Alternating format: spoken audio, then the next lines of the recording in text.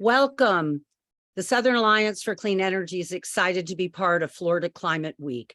It feels especially important this week as we're seeing the devastating impacts of a very intensified hurricane. So we need to do everything we can to reduce dangerous carbon pollution. And this amazing team from the Southern Alliance for Clean Energy is going to give you a really tremendous overview of where Florida's at in the efforts to decarbonize, with an overview, and then with energy efficiency and how Florida's doing on solar, and then where we are sitting with electric transportation. So you're going to be hearing from four incredibly smart and just really brilliant folks that work on this day in and day out. And they give me a lot of optimism for hope. So first, we're going to hear from Maggie Schober, and she is the Director of Utility Reform at the Southern Alliance for Clean Energy. And forgive me, go back to the slide before because I didn't do a proper introduction. Southern Alliance for Clean Energy, we're a nonprofit organization. We promote responsible and equitable energy choices to ensure clean, safe, and healthy communities throughout the Southeast. Southern Alliance Clean Energy, and I got to join the team going back about 22 years now. So it's just a completely dedicated group of people, and they're focused on transforming the way we produce and consume energy in the Southeast. So I'm going to introduce my colleagues, Maggie Schober, Forrest Bradley Wright, Brian Jacob, and Stan Cross. Maggie is the research director, and she heads utility reform at Southern Alliance for Clean Energy. Forrest Bradley Wright is our energy efficiency director. Brian Jacobs is our solar program director. And then Stan Cross handles electric transportation across the Southeast. So each one of them are going to talk about a particular report that Southern Alliance for Clean Energy has done for a number of years: decarbonization in the Southeast, energy efficiency in the Southeast, solar in the Southeast, and electric transportation. So you will know a lot more about where Florida stands nationally and in the Southeast after this. So I'm going to turn it over to you, Maggie, and then we'll just go right through the program. So thanks, everybody. Thank you, Susan, and welcome, everybody. I'm happy to kick it off. So we will start with decarbonization in Florida. What do we mean by decarbonization? Well, decarbonization, it's a little bit of a mouthful. It's the transition of our power supply to sources that emit lower carbon dioxide. So we're trying to get carbon dioxide out of the things we use every day, the energy and everything else. And decarbonization in the power sector in particular, which is the focus of our decarbonization report, is that decarbonization of power is a critical tool to reduce emissions across many different sectors, because we're reducing emissions directly from our things that already use electricity, and as other sectors electrify, we're getting a double whammy there. It's absolutely critical that we're moving on this, and we keep moving, and we keep up the pace, and we speed up the pace actually. Because every year matters in this. The scientific consensus is that we need to reach net zero between 2040 and 2055 in order to limit global temperature rise to 1.5 degrees Celsius. And that means we need to basically be halfway there by 2030 or 2035. And as is quite evident just right now today, Florida is home to frontline communities and is being hit first, and in a lot of ways worst for some of these impacts of climate change. So let's take a look at the emissions, comparing some of our major sectors. So here the top line is electric power in blue. We've seen that peaked somewhere around the 2005 to 2010 timeframe and has come down. In that same time frame, transportation has now surpassed it as the most carbon emitting sector in the Southeast. This is for the whole Southeast, not just Florida.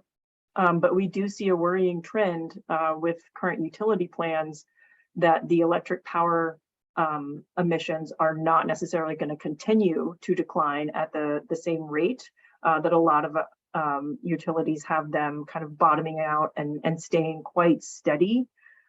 past about the 2025 to 2030 timeframe. And if we look at Florida's in particular, we see very similar trends. You can see that electrical power generation line is come down a bit, and transportation has now surpassed it. And that's really, those two lines, you can see why SACE is so focused on electric power and transportation as a way to decarbonize our economy here in the Southeast and here in Florida, because they're the two biggest sectors, and the two are tied together, because as we decarbonize electric power and then electrify transportation, we can be decarbonizing both of those sectors together. And so how do we decarbonize that power generation? We look to the sources that we're using to generate that electricity. So here's both a historical look and a look out to 2030 that shows the different sources that Florida has been using to generate electricity, and what the future looks like on the current trajectory. So the 2022 through 2030 values in this chart and in our decarbonization report are based on the plans that utilities have announced to date. So the major utilities in Florida, those come out every April in what's called a 10-year site plan. So these are the latest 10-year site plans for those utilities and how they say they're going to serve electric customers in Florida over this time frame. And the trends are pretty clear, but I'll just go through them quickly. There's that blue, there's a lot of gas, and there's going to continue to be a lot of gas moving forward. The nuclear is not really changing, coal's going down, solar is going up, energy efficiency is staying pretty steady. So one thing to really focus on when we're talking about electricity generation in Florida is gas. This is a fossil fuel.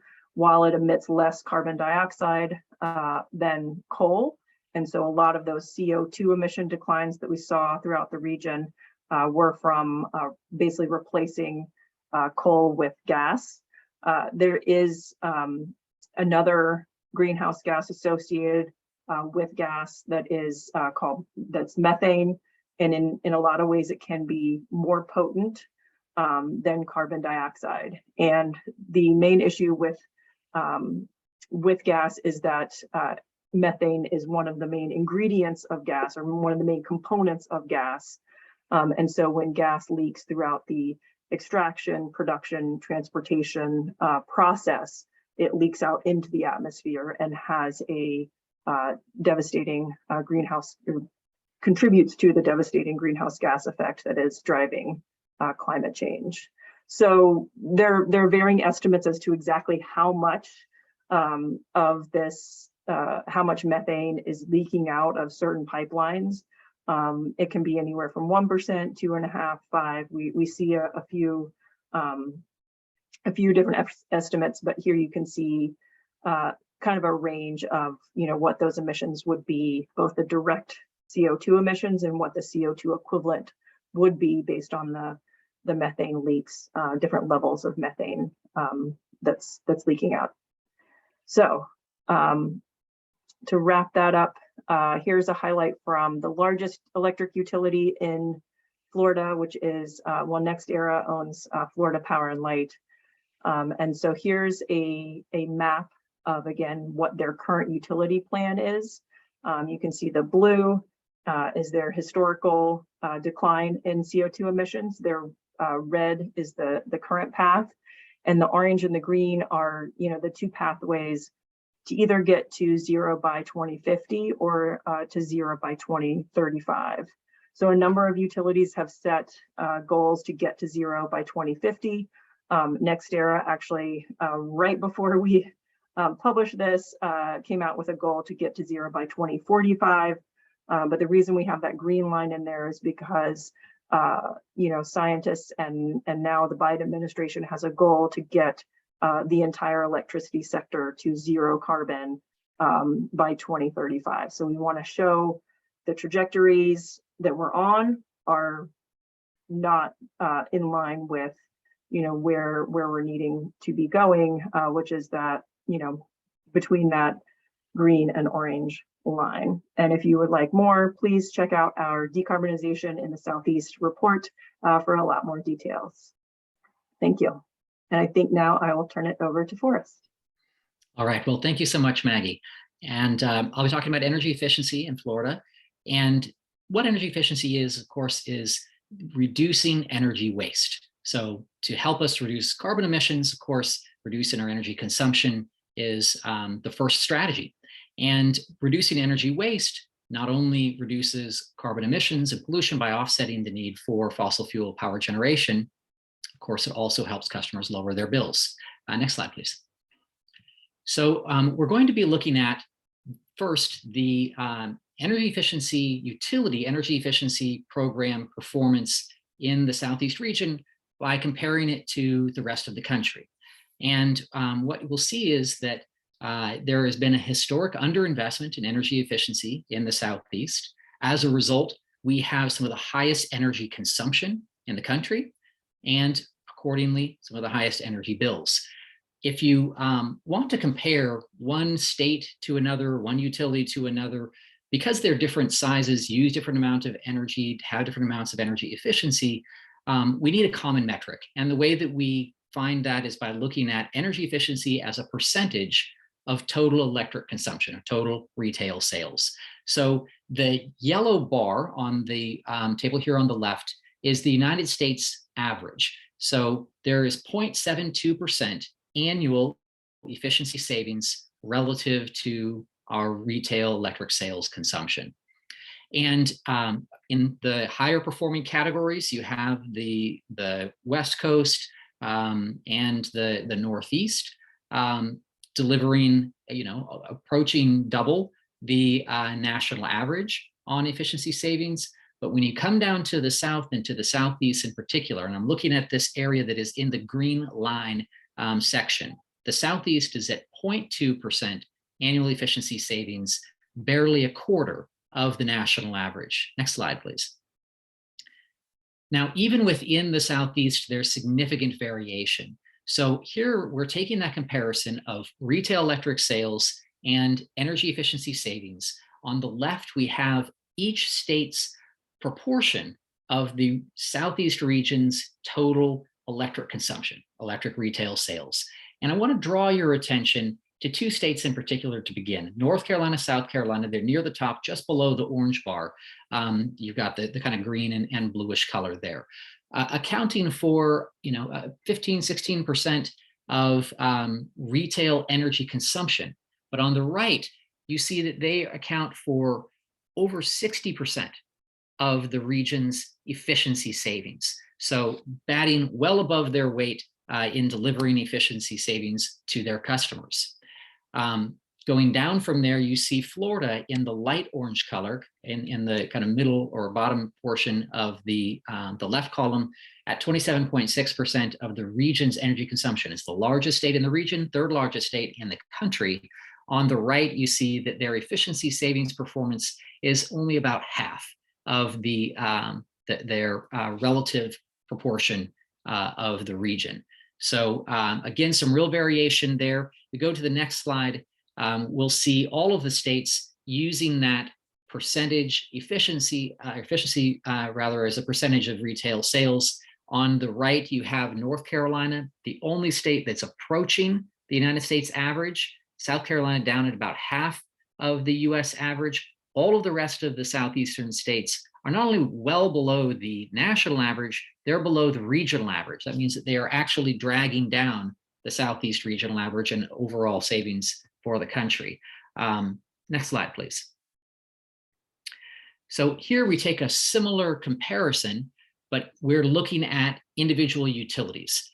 And I've included on here both 2019 and 2020 to show the effect that the pandemic had on efficiency savings performance for some utilities. You'll see in particular that Duke in the Carolinas, so that's Duke Energy Carolinas and Duke Energy Progress, are the leading utilities in the Southeast region, above the national average by a little bit. but they saw some declines as a result of the pandemic. Going down, the next utility, Georgia Power, well below, ultimately coming in just above the regional average after a decline related to the pandemic. Florida utilities, you start to see there, Duke Energy Florida, Tampa Electric, Florida Power and Light, Gulf Power, all below and even well below the regional average. On to the next slide, please. So what's driving the difference between state efficiency performance, utility efficiency performance? Well, it's policy. And no utility illustrates that more clearly than Duke Energy, with their operations in the Carolinas. As I said, Duke Energy Progress and Duke Energy Carolinas having a relatively high performance compared to the same company's utility and its performance in Florida.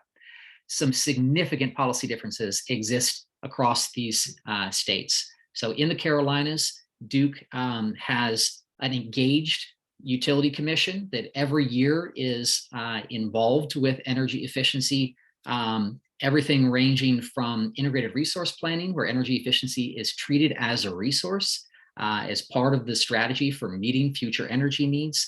You have performance incentives for the utility to be paid for higher levels of efficiency performance. You've got program applications regularly coming in, always changing. We hope always improving, and you can see it does go up and down, particularly with the pandemic. But in Florida, you do not have those. You have goal setting that happens only once every 5 years, with some major issues in the policies that guide those goals. And I'll get to that in a minute, but you do not have the performance incentives, you do not have the same level of engagement by the commission, you really do not have energy efficiency showing up as a resource that's offsetting the need for future generation the way that it is in the Carolinas. And the performance difference is staggering between these utilities across these different states. And you can see that actually in the upper left corner, that 0.64%, Florida's underperformance actually brings the utility system below the national average because it's lagging so far behind. There is the potential for some policy changes, could drive additional savings in the Carolinas, could drive additional savings in Florida. We certainly hope so. Let's go on to the next slide. So here we have NextEra, and I won't take a lot of time on it. I already noted that Florida Power and Light and Gulf Power, so these are 2020 and 2019 efficiency savings. They've now merged, of course, but some of the lowest performing utilities in the region, which puts them among the lowest performing utilities in the nation. But not only are they doing so little, they're spending so much compared to other utilities. On the right, we have a comparison of the cost per kilowatt hour saved. And you see that Florida Power and Light is about triple what Georgia Power and Duke Energy Carolinas are achieving efficiency savings for, is roughly double what Duke Energy Florida is. So I'm sure some of that is economies of scale when you get to kind of higher levels of efficiency performance. But I think there also is just a difference in the level of engagement by the regulators. So moving right along. So where are we now? Florida is at the crossroads between the past and present on energy efficiency, because after the 2019 goal setting cycle, when many utilities came in and proposed goals of 0 kilowatt hour savings to the Florida Public Service Commission, you could not ignore that something was wrong. Something was broken with the policies. They have not changed in 30 years. The commission has opened up a review, a rulemaking associated with the Florida Energy Efficiency Conservation Act rules. And there are some big issues that need to be addressed, because as it stands, the rules eliminate the most common and effective energy efficiency offerings that are available all across the country. But in Florida, you have any measure that pays back in 2 years or less. So we're talking the most cost-effective measures, they are automatically eliminated. You have reduced utility revenues, which is the same thing as lower customer energy bills, counted as a negative when evaluating cost effectiveness rather than as a benefit. Now, I think it's easily understood that saving money on energy bills, which does result in reduced utility revenue, is the purpose of energy efficiency. It's why we do it in the first place. So this approach to cost effectiveness is broken. It's the only state in the country that uses either of these two practices, and clearly those need to change in the new rules. There also currently is no guidance on investment in energy efficiency programs for low-income customers. And this can be very important because of unique barriers that customers with limited financial means have for accessing energy efficiency, but obviously these are the same customers that would benefit the most with reduced energy bills and increasing energy affordability. So currently the rules do not provide guidance. You have very large variation between the utilities in how much energy efficiency is available to customers. And frankly, if you are in a challenged financial position, your ability to manage your energy bill should not be so directly limited by which utility system you happen to operate in, where you geographically happen to live. So there is an opportunity, as I said, to reform the Florida Energy Efficiency Conservation Act rules. That's underway. The reality is that the historic underinvestment in energy efficiency is a big part of why energy bills have been spiking in Florida when volatile natural gas prices have really started to become a big problem. So it's an over-reliance on natural gases. It is an underinvestment in energy efficiency. Both of these can and need to be addressed with deeper investment in energy efficiency. So that's my time. Thank you so much. I will pass it on now to my colleague, Brian. Thanks, Forrest. I am going to take the group through a few slides out of our recent Solar in the Southeast report. This was the 5th annual Solar in the Southeast report. We released it earlier this summer. And if you can go to the first of my slides, I start out with a regional perspective. So just to explain this a little bit, it starts back in 2011 and tracks historic information up through last year. And then we always include a 4-year forward forecast as well. So in this case, out to 2025.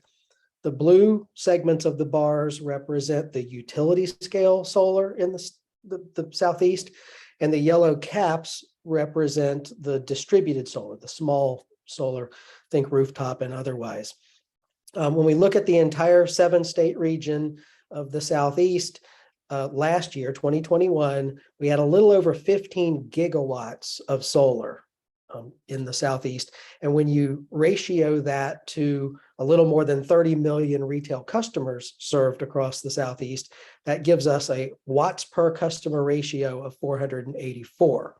I've put a little commentary here because we talk a fair bit in the report about a significant supply chain disruption that was confronting the solar sector at the beginning of this year and the impact that it had on our SACE forecast. In fact, this year and next year are reflected in the current report at about 2 gigawatts lower than they were in our report just last year. But by 2024, we see that being resolved and our forecasts converged back to where they were a year ago. Next slide, I think we'll start to break it down into a state-by-state analysis. So that 15 gigawatts total, Florida is far and away the leader. Florida had last year a little over a third of the total solar in the Southeast was in the state of Florida. The prior year was the year that Florida surpassed North Carolina. North Carolina had been the Southeast leader.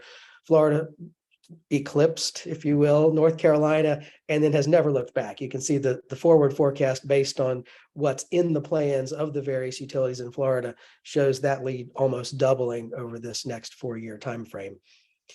The next slide is one that's always a crowd favorite. It's where we identify what we call the sunrisers. Those are the leaders within our analysis, and it's mathematically derived as the 7 utilities that exhibit the highest ambition over the 4 years as measured by the difference in that watts per customer ratio that I talked about earlier.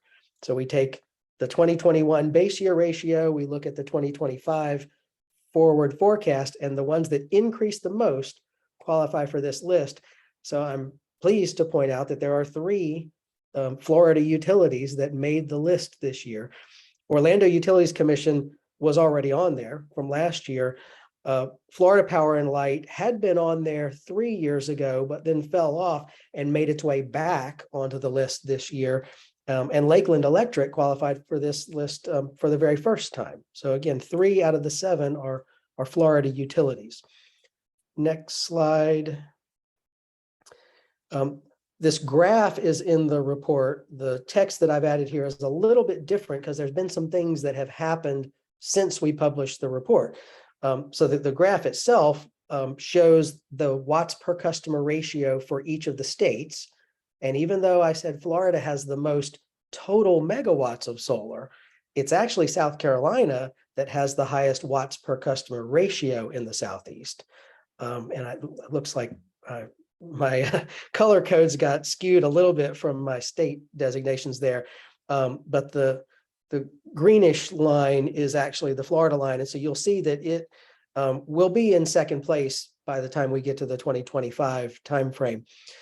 And we talk a lot about what's driving that. What are the policies behind the performance, similar to what Forrest mentioned for energy efficiency. It all boils down to favorable policy. And those can be state level or they can be federal. I'm profiling here that some things have happened at the federal level that will really help. I talked about the supply chain disruption. President Biden stepped in and has passed a 24-month moratorium on the potential import duties that might apply to 4 key countries, which created the bottleneck in the supply chain earlier this year. That's already starting to relieve that pressure and getting the supply flowing into the United States again. And then even more recently than that, the Inflation Reduction Act became law. And that did several things, particularly with regard to what's known as the investment tax credit for solar. It reinstates it back to 30%, which is where it was a year ago, and it extends it out for 10 years. So that provides certainty to the market that they can rely on that tax benefit being there.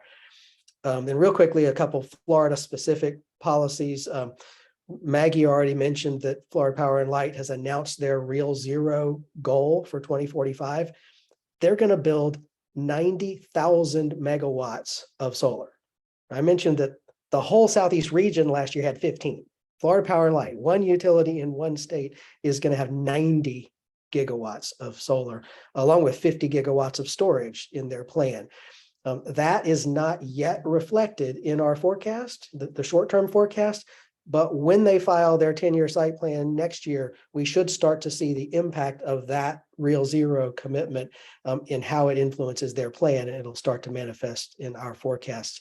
And then also on the distributed solar side, the rooftop solar side, Governor DeSantis vetoed a bill that had passed the legislature in the last session that would have decimated the rooftop solar market in Florida. So thankfully, he vetoed that. That means that our distributed solar forecast remains valid, but we also do need to remain vigilant because we can't be sure that a piece of legislation like that's not going to come back. I think I've got one more for you. This is our large utility system ranking, both from 2021 and the forward 2025. And what I would point out here, well, number one, these are the largest utilities in the Southeast. Each of them serves 500,000 customers or more. And if you look at both Tampa Electric and Florida Power and Light are in the top 5, and they're projected to remain in the top 5. Duke Energy Florida is slightly below the region average from 2021. They're projected to be a fair bit above the region average by the time we get to 2025. And then, unfortunately, when you have leaders, you also should identify the laggards. We do that as well. The leaders we call sunrisers, I've already mentioned. We call the laggards sun blockers. And Seminole Electric, that serves the co-ops in Florida, is a sun blocker. And even with the solar that they've commissioned and will be built by 2025, mathematically, they will still be a sun blocker. The way that works is any utility whose 4-year ambition, the watts per customer ratio that's projected 4 years from now, 2025, is still below last year's region average, the 484 that you see on the left-hand side, mathematically, that puts them into the category of sun blockers. So Seminole Electric is very, very close. And if they can commission some additional solar projects, they might climb out of that doghouse sun blocker ranking. I grew up in Florida. I was born and raised in Florida. So the fact that Florida is demonstrating real leadership in solar makes me very proud. And I would just say, keep up the great work. And now I am going to pass the keys over to Stan to drive the last lap. Well, thank you, Brian. And great to be here today to talk about electric transportation in the Sunshine State. And I'll do that by talking about what's happening across the Southeast and Florida's position in the marketplace. So first, I want to acknowledge that we're at a moment with passenger vehicles where the demand for electric vehicles is really starting to accelerate. Consumer Reports did a survey a few months ago, and they concluded from interviewing about 8,700 consumers across the country of every type that 14% of consumers are definitely buying an EV for their next car, and 22% are seriously considering buying an EV for their next car. So that 36% of consumers, interest in the technology is really a harbinger of what we're likely to see over the next 12 to 18 months. So when we think about electric transportation in a state or in the region, we're tracking in our annual Transportation Electrification in the Southeast report 6 key indicators. And we're tracking these indicators in particular because they give us a really good picture of where the region stands and what activity it's successfully engaging in and where it's lagging. And what we know about the Southeast is we're seeing a lot of good progress. You'll see across all of these indicators, the growth over the last year is significant. But it's also important to recognize that when we look at the Southeast region on a national level, it's still lagging. So we have that situation where we're growing really strongly across these indicators, but we're still lagging the nation as a whole. The 2 indicators that are really significant for the region are the amount of employment and investment that's happening. Florida is not a player in either at this point in time. Of the 7 states that we look at when we think about the Southeast, Florida ranks number 6 in both employment and investment. So the state's not really seeing the kind of activity that Georgia, North Carolina, South Carolina, Tennessee, and Alabama are seeing right now. But it's significant. And as that, employment and investment in electric vehicles grows in the region, it's going to really have an impact on the policies that then shape the rate of sales and charging station investment across the region. So sales is obviously an important indicator when we're thinking about passenger electric vehicles. And what we see in this graph are 2 things that I think are really important to recognize. The first is that the trend line is going in the right direction. The line that's going through and then above the bars is measuring market share. And the Southeast region at the end of the second quarter began to penetrate that 5% market share number. That means that 5% of all new vehicles sold were electric vehicles. That's really important for disruptive technologies. What you see historically is that when a technology hits that 5% market share moment, it starts to grow exponentially. And we're already beginning to see that. Just last year, in the second quarter, the sales of EVs in the Southeast was at about 2.5% market share. So we've already seen a doubling in a year, and we expect that trend to continue. This is an area where Florida is leading. The state is number 1 in market share in the Southeast, with 6% at the end of Q2 of this year. The other thing that's important to look at in this graph is the number of EVs that are now in the marketplace. If we look back just to 2019, it was almost entirely Tesla. And though Tesla still dominates the market, you're seeing a lot of other players, just about every major auto company, bringing desirable, longer range, and ultimately lower cost vehicles to market. So sales are important to track, but as I've been speaking to market share, we think that that's, in some ways a more important indicator to watch, because again, that's kind of tied to consumer sentiment. So when folks are going to buy a car, what are they choosing? An EV or a gas vehicle? And what we see, in the Southeast is, again, the trend lines all moving in the right direction, but lagging what we're seeing nationally. Florida being the state that's closest to that national average, which is now pushing 7%.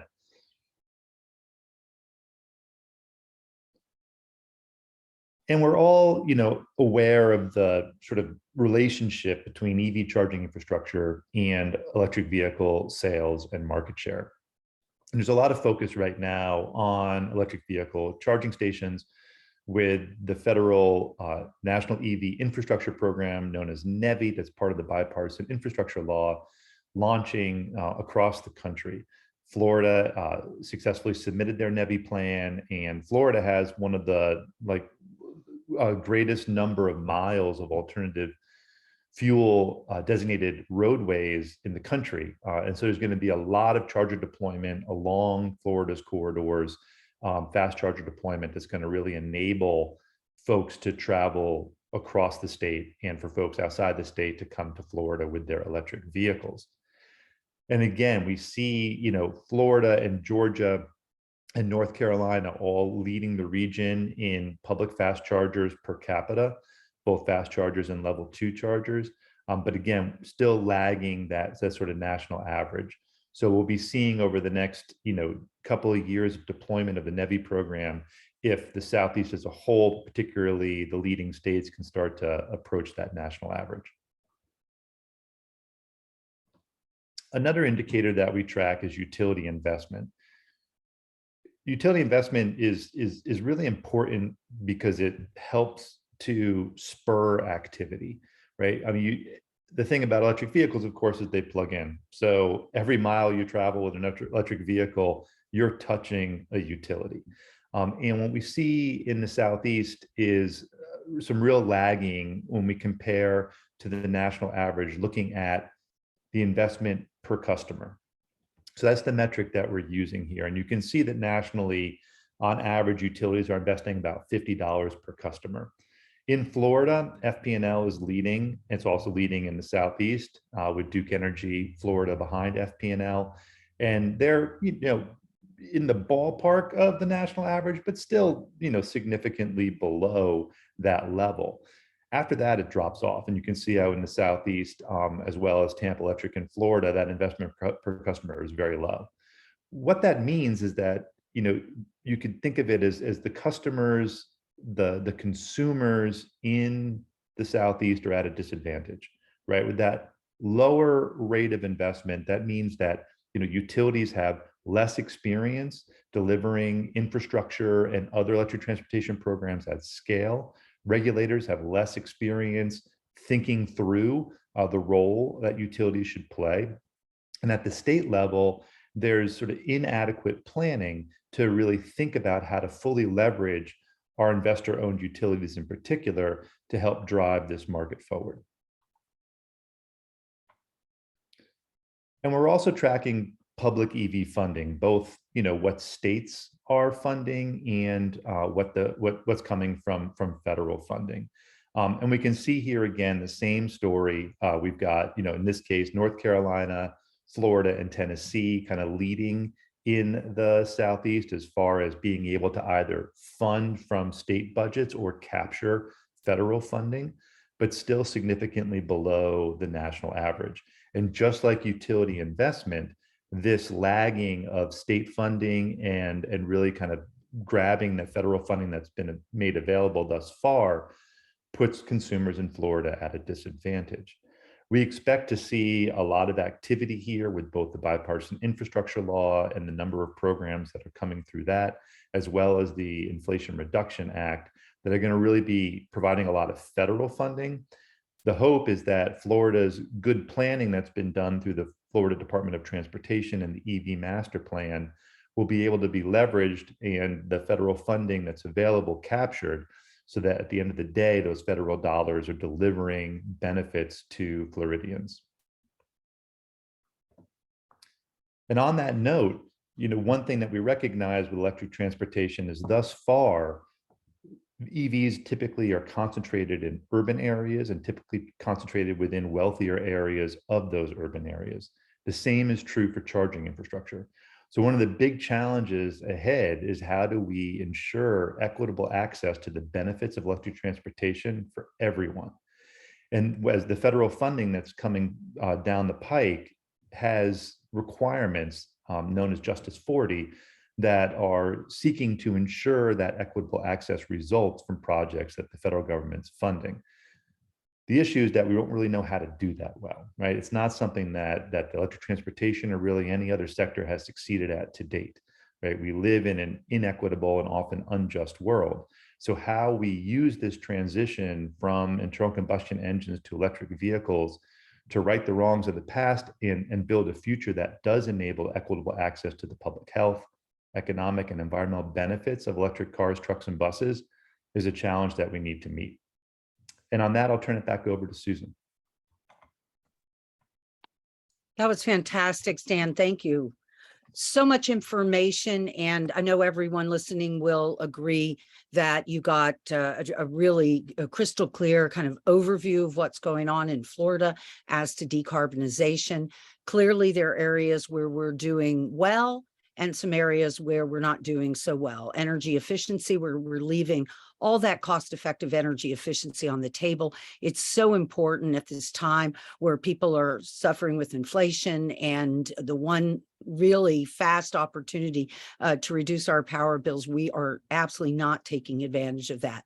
On the other hand, Brian had some good news for us that, solar was growing. We need to make sure that we keep in mind that while we want to see as much utility scale solar as possible, we also want Florida families and businesses to have a rooftop, and that's going to require some protecting of that right. And then, Stan, to you, transportation so important. They're the top emissions, one of the key takeaways from the decarbonization report. We're making great moves. And the last thing I'll say is Florida, if we were a country, we'd be the 15th largest economy. So we're setting markets, and what we do matters. So this was just a great program today, and a great way for us to set kind of the table for Florida Climate Week. So we know what we're up against. So we've got some good things happening, but we've got a lot of work to do, lots at stake. Some of it is people's pocketbooks. And then lastly, it's the climate of our planet. We have to reduce this dangerous carbon pollution that's warming our planet and driving extreme weather and lots of other impacts. So with that, I just want to thank my colleagues at the Southern Alliance for Clean Energy for their time today, their wisdom, and we hope you enjoyed this program. Thank you.